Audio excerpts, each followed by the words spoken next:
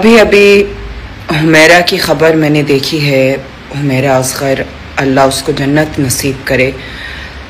हमारी इंडस्ट्री की ही लड़की जो कि I am sure she was struggling and अकेली रहती थी और इंडस्ट्री में उसने काम करने की कोशिश की।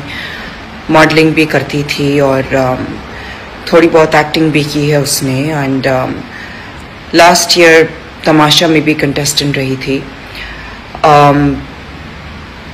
I feel extremely sad and helpless for girls like Humaira, not just क्योंकि वो हमारी इंडस्ट्री में हैं, क्योंकि ऐसी और बहुत बहुत बहुत सी लड़कियां होंगी जो कि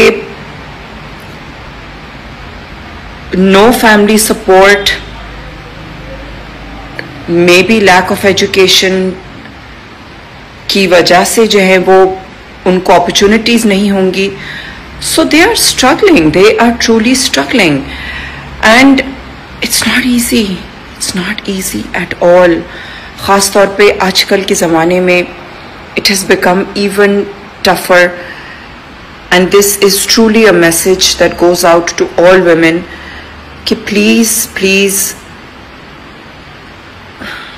it's very difficult to say, but take control of your life. Try and take control of your life and keep in touch with family, friends and people around you.